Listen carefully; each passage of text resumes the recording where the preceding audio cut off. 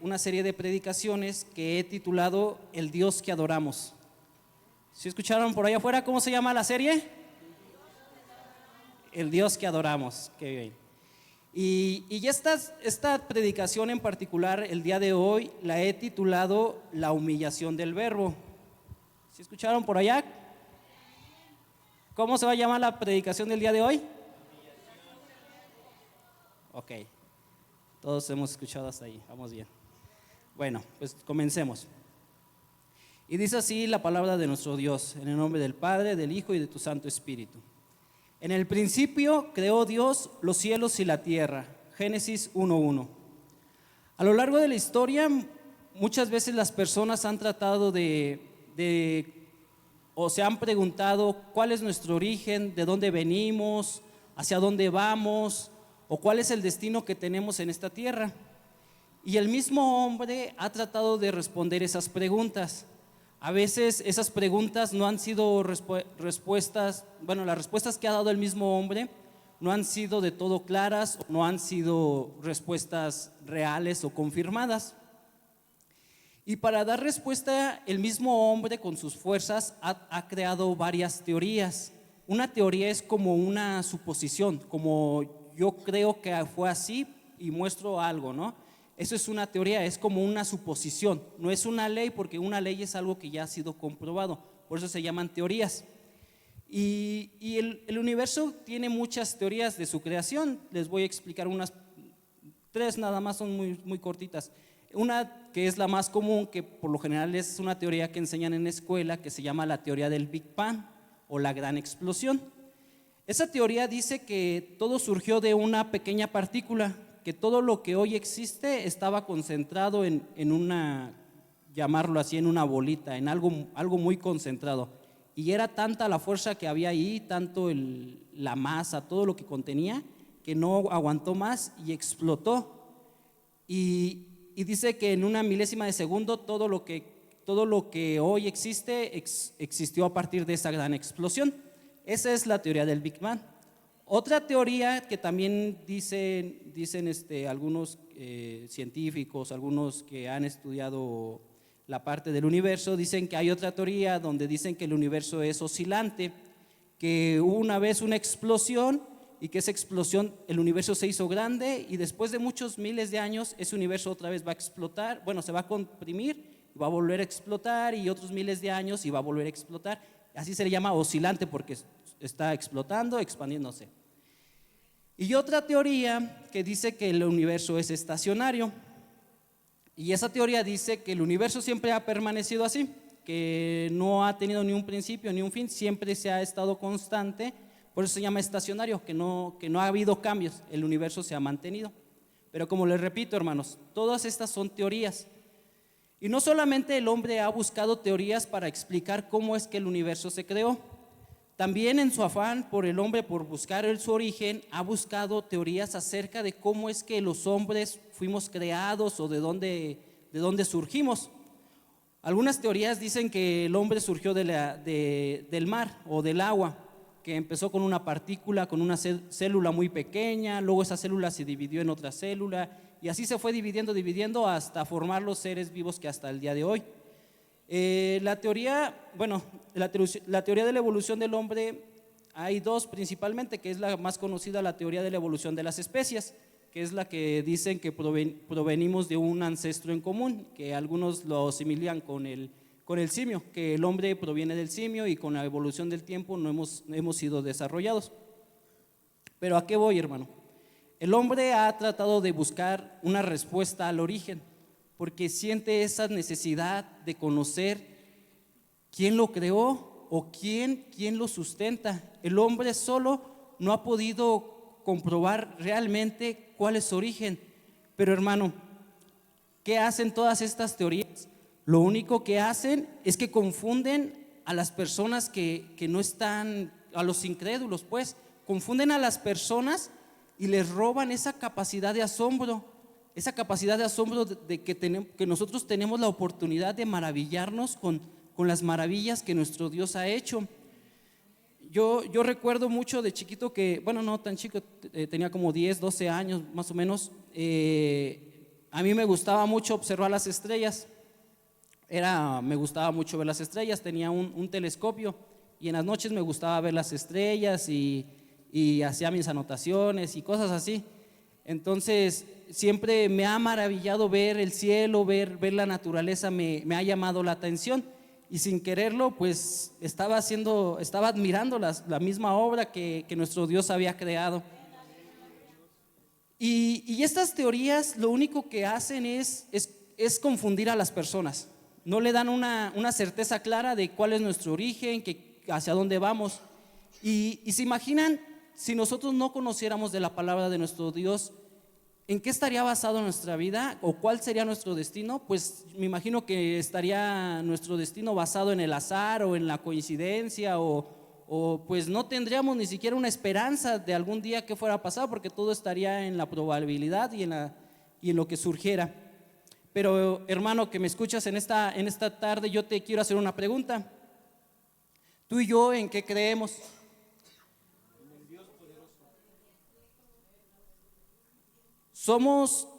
¿Hemos perdido esa capacidad de asombro de la naturaleza, de la creación? ¿O todavía hay esa capacidad de asombro en nosotros? ¿Aún nos maravillamos por las obras que nuestro Dios ha hecho? Pues déjame decirte, hermano, que hay una palabra que nunca cambia y que siempre ha sido la verdad y siempre será la verdad. Y esta palabra fue escrita hace miles de años y aún antes que los científicos hicieran sus teorías, aún antes de que hicieran tantos descubrimientos o tantos experimentos, esta palabra ya había sido escrita. Y esta palabra nunca ha cambiado desde que fue escrita. Y esta palabra es veraz y es verdadera. Y yo, hermano, en esta hora yo te digo, hemos sido llamados a vivir por fe. ¿Cuántos hermanos están de acuerdo que hemos sido llamados a vivir por fe? Amén. Y dice la palabra de Dios en Hebreo capítulo 11, versículo 3, dice así: por la fe entendemos haber sido constituido el universo por la palabra de Dios, de modo que fue hecho de lo que no se veía, fue hecho lo que se ve de lo que no se veía. ¿Cuántos dan la gloria a Dios, hermano? ¿Cuántos le agradecen a Dios por habernos creado hasta el día de hoy?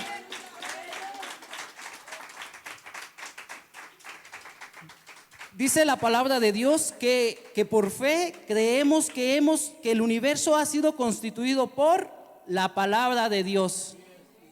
Por la palabra de Dios.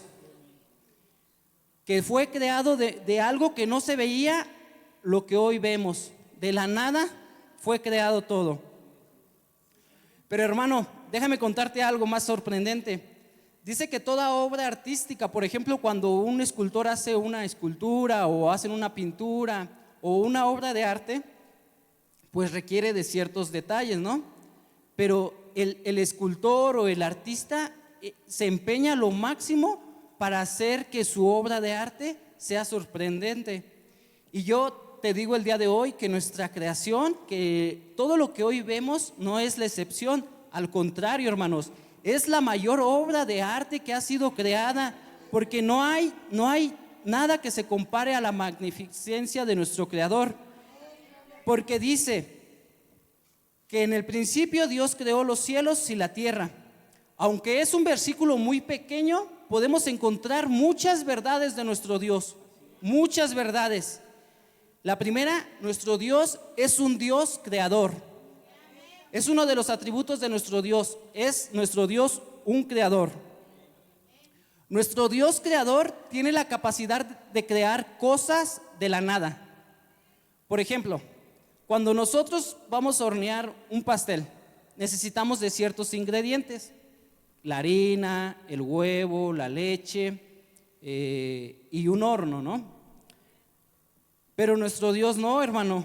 Nuestro Dios es capaz de crear cosas de la nada. Él no tiene una máquina donde mete arena y grava y lo que sea y sale una casa. No, nuestro Dios crea las cosas con el poder de su palabra. ¿Cuántos no glorificamos a nuestro Dios por esa grandeza de ser un Dios creador? Y hermano, lo más sorprendente, dice que solo es creado con el poder de su palabra. ¿Se dan cuenta, hermanos? Con solo el poder de su palabra. Por la palabra de Jehová fueron hechos los cielos y todo el ejército de ellos por el aliento de su boca. Porque Él dijo y fueron hechos. Él mandó y existió. Gloria a Dios, hermano. Gloria a Dios, hermanos. Alabemos a nuestro Dios, hermanos. Alabemos a nuestro Dios. Y dijo Dios y las cosas fueron hechas. Él no necesitó de ingredientes, de una maquinita o algo, no. Él nada más dijo y las cosas fueron hechas. Él mandó y las cosas existieron, hermanos. Pero hay una palabra clave, si se dieron cuenta en el versículo anterior, dice que por el poder de su palabra. Y ahorita en Salmos volvemos a encontrar esa misma palabra que dice que por la palabra de Jehová fueron hechos los cielos y la tierra. Yo ahora te quiero hacer una pregunta, hermano, para reflexionar o para poner ahí a girar la ardillita. Génesis nos empieza a hablar donde dice que había un principio, en el principio. Pero la pregunta que yo te hago es, ¿qué había antes del principio? ¿O quién es esta palabra de quien nos habla la escritura de nuestro Dios?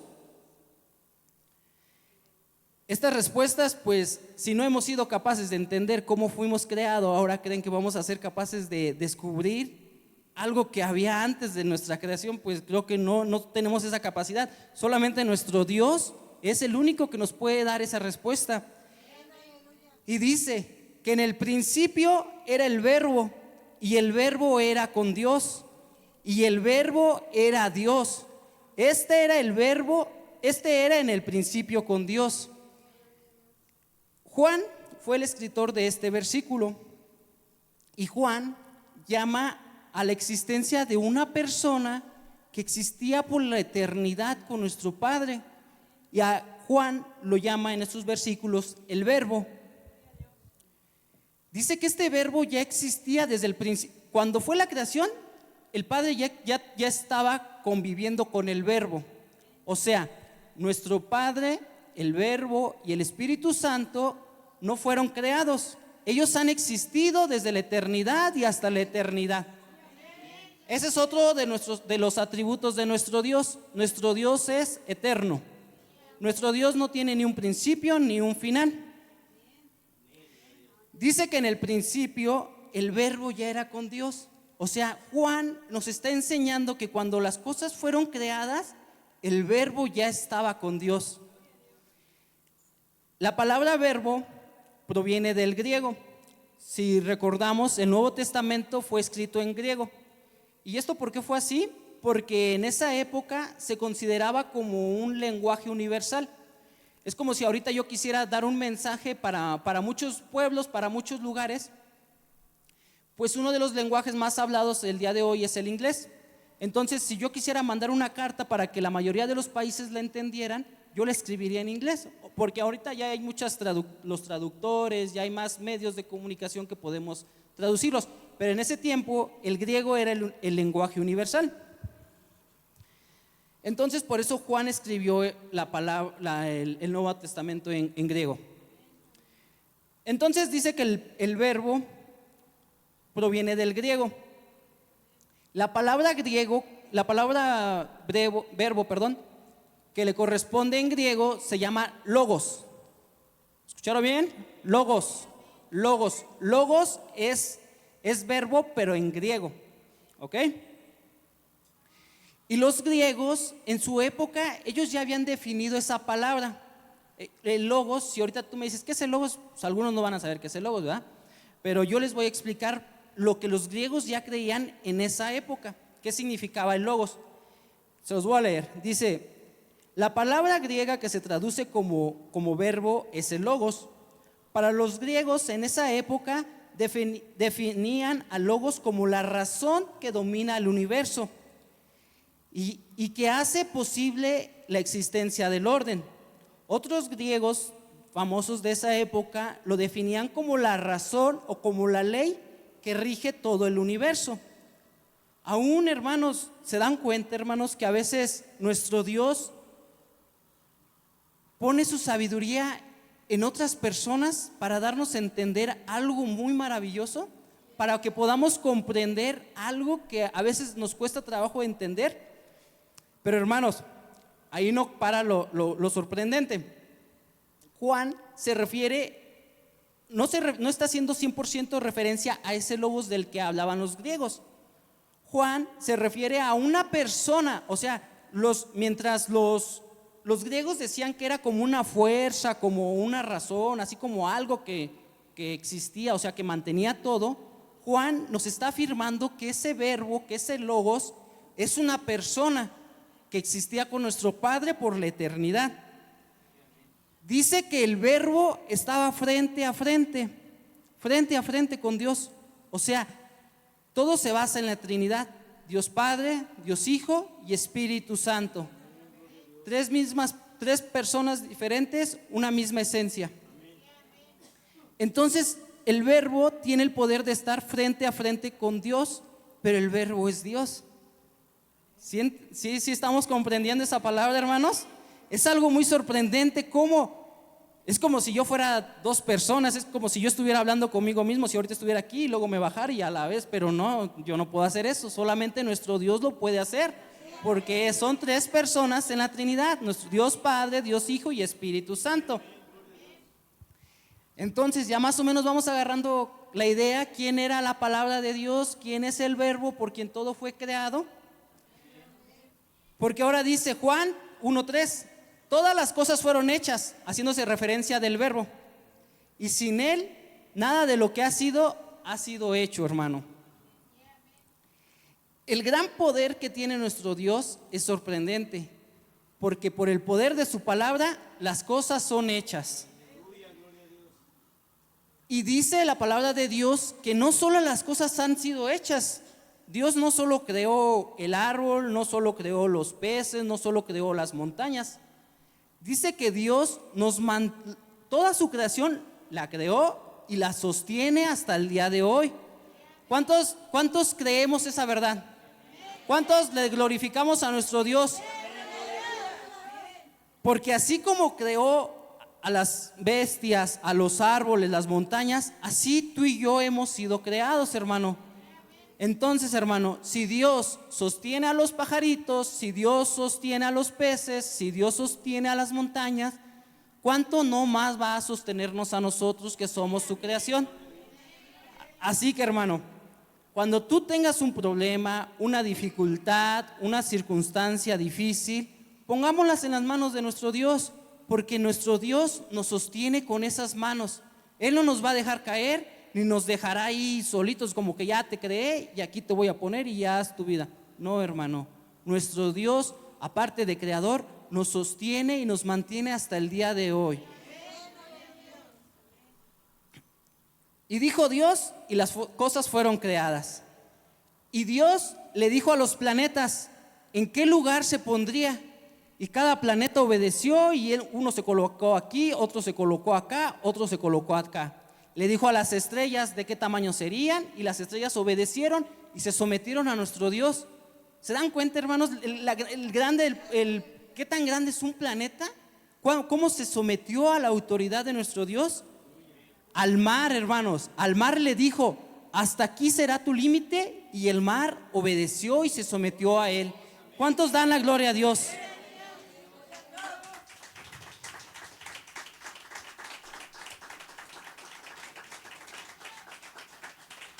Pero eso no es todo, hermano. A las montañas que tú y yo vemos, aquí está el Cerro de Guadalupe, el Popo, todas las montañas, hermanos. Nuestro Dios les dijo hasta dónde crecerán, y la montaña se sometió y hasta ahí creció. Algunas más chaparritas, algunas más altas, pero todas se sometieron a su autoridad y lo obedecieron y lo adoraron. Las fieras salvajes, esos leones, esos tigres que andan en la selva, nuestro Dios les dijo de qué comerían, de qué se alimentarían. Y las fieras salvajes se sometieron a nuestro Dios y se alimentan de lo que nuestro Dios les ha dicho. A las aves les dijo dónde pondrían sus nidos. y las aves se sometieron a él. Y aún más hermoso, hermano, las flores, hermano, nuestro Dios les dijo de qué color se vestirían, y las flores se sometieron a él y lo obedecieron.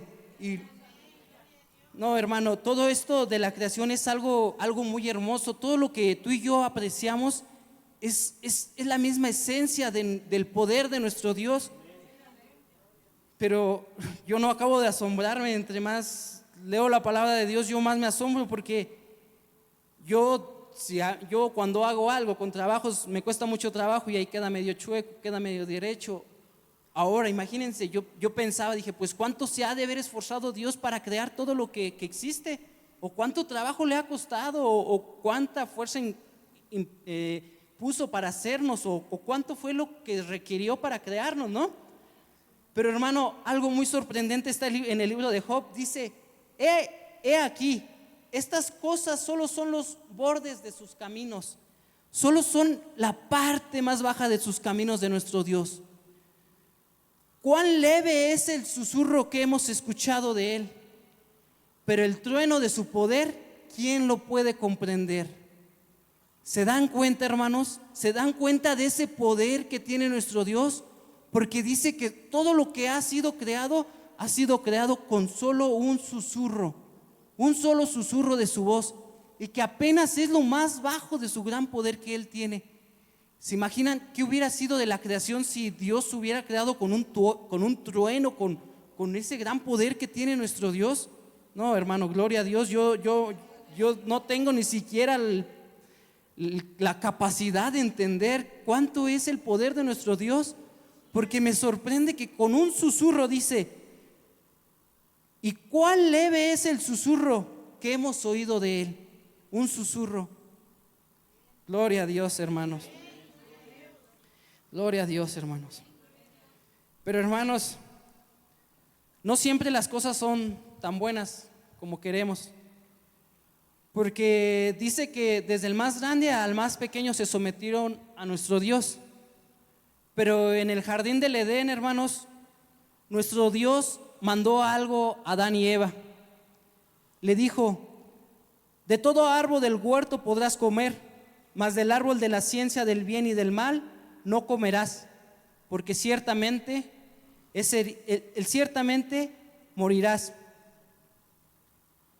Hermano, ese día el hombre, no sé qué pasó por su cabeza, se le olvidaron tantas grandezas, tanto poder de nuestro Dios, como a veces a nosotros. Anda por ahí la serpiente queriéndonos convencer con sus mentiras. Anda por ahí la serpiente hablándonos al oído. Y a veces somos como ese Adán y como esa Eva, que escuchamos a la serpiente en lugar de obedecer el mandato que nuestro Dios nos ha dado. Se nos olvida el poder que tiene nuestro Dios. Se nos olvida la autoridad que tiene nuestro Dios. Y desde ese día, hermanos, déjame decirte que cuando Adán y Eva comieron de ese fruto que Dios les había prohibido, ciertamente murieron como nuestro Dios le había dicho. Murieron en sus pecados, murieron en sus delitos. Y no solamente desobedecieron a nuestro Dios, no solamente le voltearon la espalda a ese mandamiento que nuestro Dios le habían dado.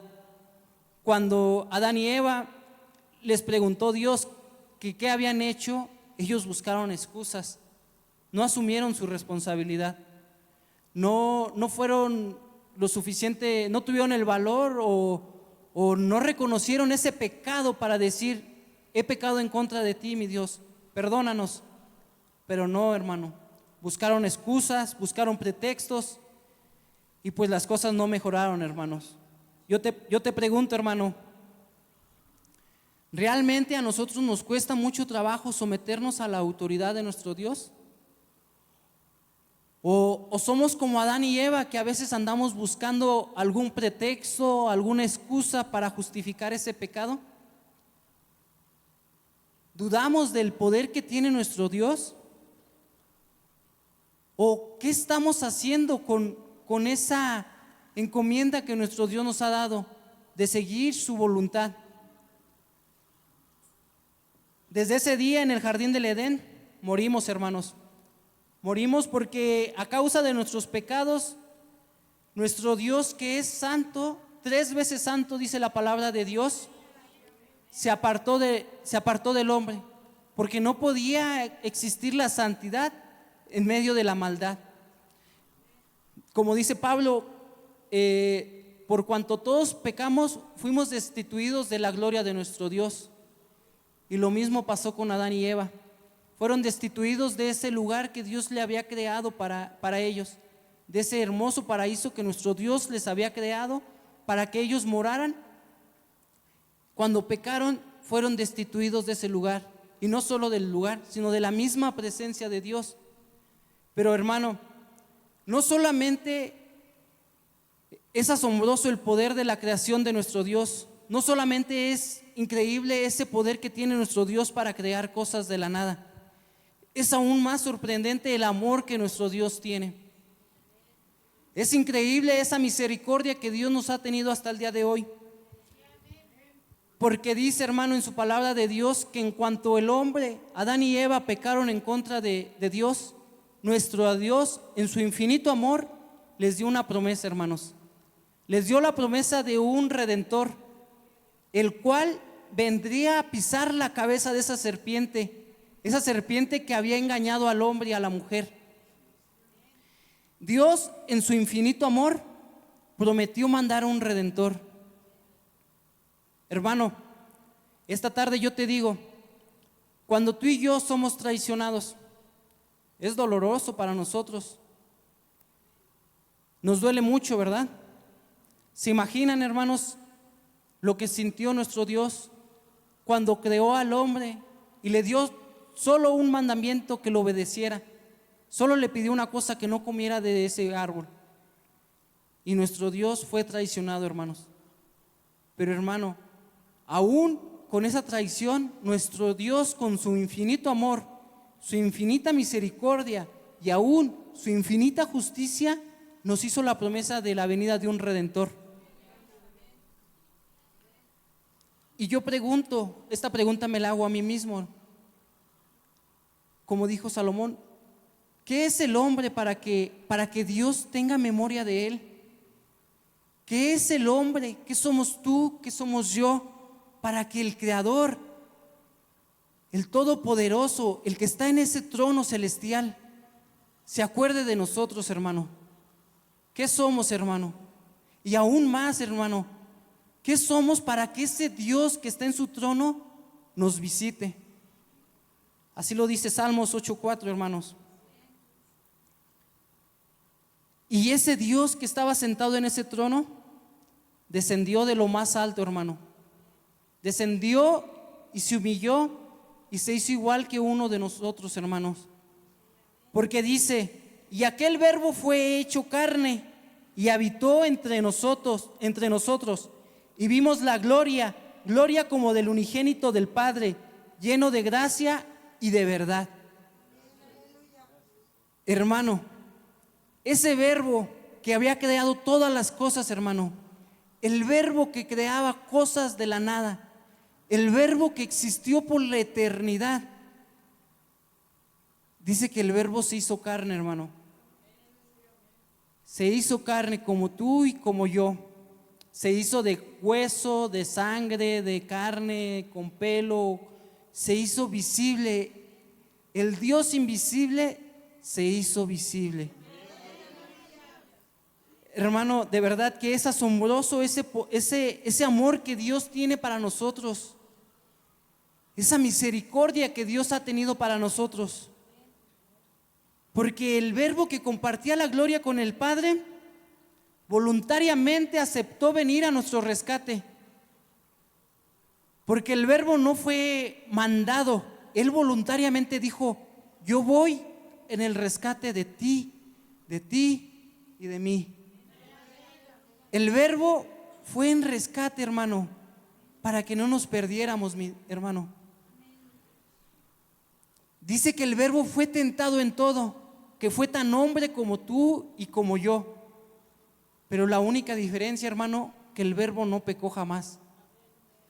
Él pecó, y a veces decimos nosotros: es que esta prueba está bien difícil, es que esta tentación ya no aguanto, ni modo, voy a desobedecer a Dios. No, hermano. El Verbo fue tentado en todo, aún más que tú y que yo fue tentado, y nunca pecó. Era tan hombre como yo, tan hombre como tú, tan hombre como tú. Era de carne y sangre, hermano. Era el mismo Dios encarnado, hermano. El mismo Verbo que recibía la adoración en los cielos, de día y de noche. Los ángeles le adoraban. Millares y millares de ángeles cantándole: santo, santo, santo.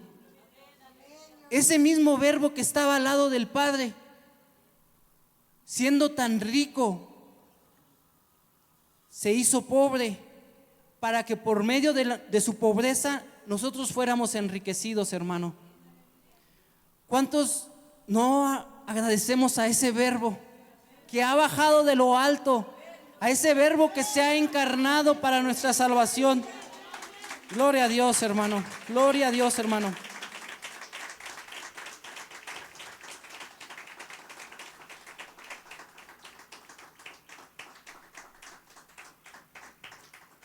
Pero, hermano, la reflexión de todo esto, hermano, es que aquel Verbo que tenía tanto poder, que tuvo con el Padre adoraciones de los ángeles, se despojó de todo, hermano. Se despojó de todos sus privilegios. El Verbo hecho carne. A su deidad, la persona del Verbo, se le añadió la naturaleza de un hombre. Se humilló a sí mismo. Se humilló a tal grado que ese Verbo que moraba por la eternidad, ahora ya ya era un cuerpo humano como nosotros.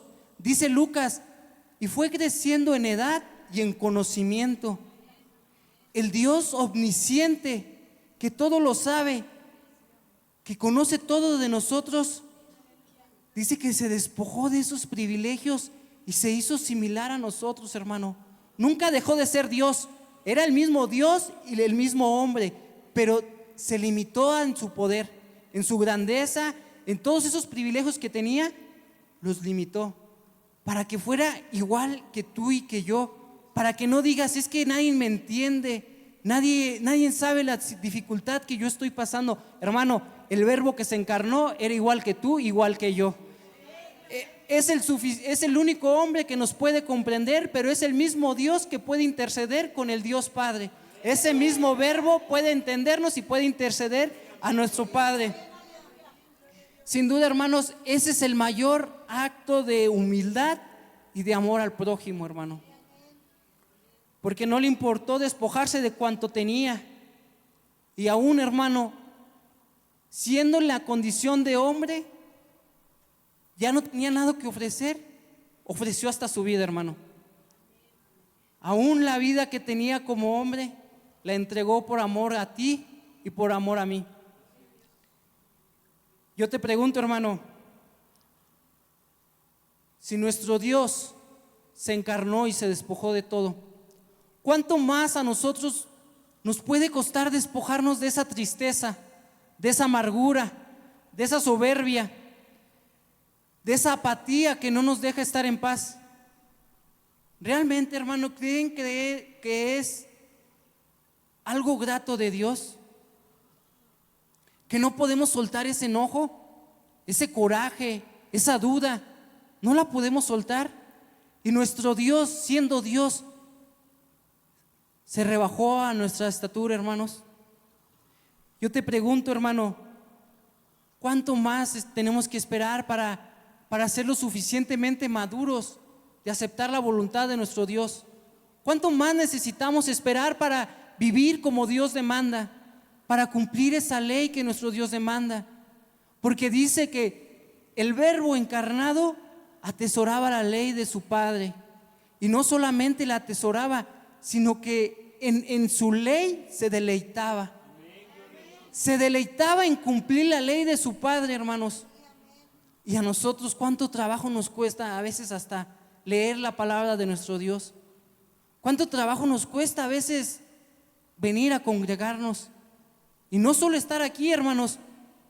A veces estamos aquí y nuestra mente está por otros lados. ¿Realmente creen que somos dignos de ese verbo que hizo ese sacrificio, hermanos? ¿Cómo le estamos pagando? Como ese Adán y como esa Eva que voltearon la espalda a nuestro Dios. Yo te ruego, hermano, por el amor en Cristo que te tengo, que cada día nos entreguemos más a la voluntad de nuestro Padre. Entreguémonos y vivamos esa voluntad y esa ley de nuestro Padre. Y que cada día, hermanos, haya en nosotros ese sentir que tuvo Cristo cuando siendo Dios se humilló.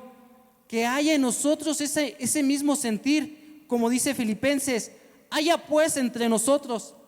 Esta palabra es para cada uno de nosotros y dice así: haya pues entre nosotros ese mismo sentir que hubo en Cristo Jesús, el cual, siendo en forma de Dios, no estimó ser igual a Dios como cosa a que aferrarse, sino que se despojó a sí mismo, tomando forma de siervo, hecho semejante a los hombres. Y en esta condición de hombre se humilló a sí mismo, haciéndose obediente y obediente hasta la muerte de cruz. ¿Cuántos glorificamos a nuestro Dios? ¿Cuántos exaltamos el nombre que es sobre todo nombre? ¿Cuántos le damos la gloria a nuestro Dios por esa humillación que sufrió? Realmente, hermanos, yo te ruego, hermano, que hallemos ese mismo sentir que hubo en Cristo. Yo te ruego, hermano, que tengamos ese mismo sentir de amor al prójimo, de humildad, hermano, de ayudar a la obra de nuestro Dios, de congregarnos como Dios nos lo ha mandado, de ayudar a nuestros siervos, de ayudar, hermano, a todo aquel que predica la palabra de nuestro Dios.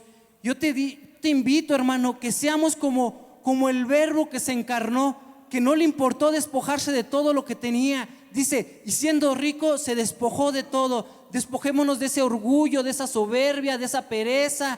Despojémonos de todo, hermano. Y como decía un misionero, hermano, si es posible, despojémonos de nuestra propia vida, para que si tengamos 1000 vidas, esas 1000 vidas entregárselas a nuestro Dios, hermano.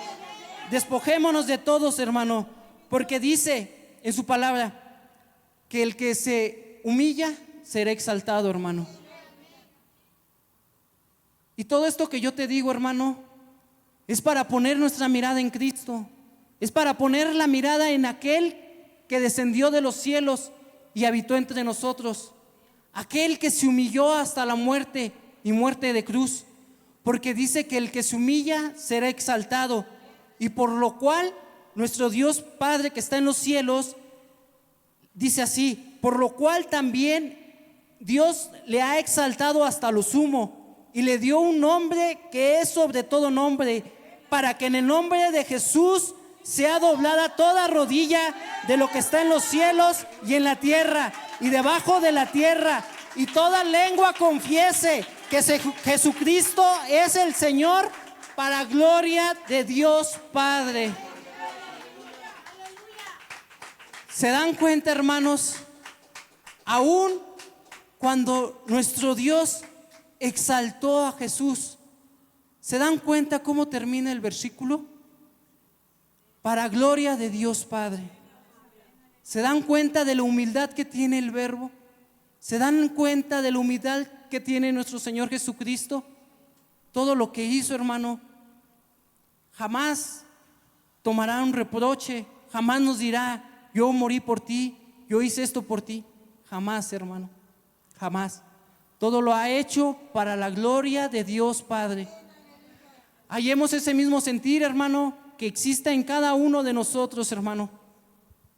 Porque algún día, hermano, tu nombre, mi nombre será olvidado, hermano. Pasarán los años y se olvidarán de nosotros, hermano. Pero que el nombre de nuestro Dios siempre sea recordado, hermanos. ¿Cuántos glorificamos el nombre de nuestro Dios? ¿Cuántos exaltamos ese nombre que es sobre todo nombre? Solo a Dios sea la gloria, hermanos. Yo los invito, hermanos, que nos pongamos de pie y escuchemos esta bonita alabanza, y que alabemos al verbo, Alabemos a Jesús, aquel que se humilló hasta la muerte, aquel que entregó todo lo que tenía para nuestra salvación. Si me ayudan, por favor, no se cansen, hermanos, de alabar el nombre de nuestro Dios. No se cansen de exaltar, porque Él es digno, hermanos. Él es digno, hermano, de recibir toda gloria, hermano. Alabemos a nuestro Dios, hermanos.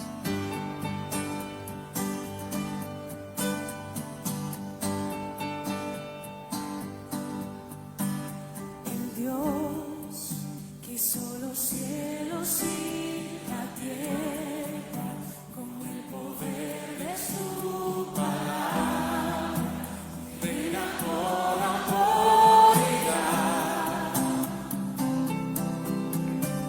El Dios que a los vientos le obedece, una palabra es suficiente para los muertos levantar.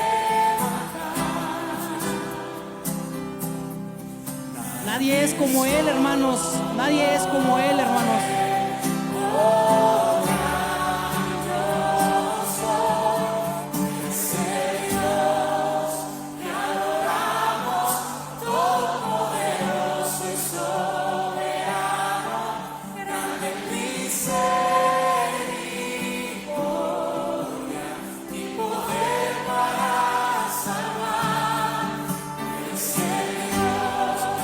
Él es el Dios que adoramos, hermanos. El Dios que se encarnó y habitó entre nosotros, hermanos. El Dios que es digno de recibir toda adoración, hermanos.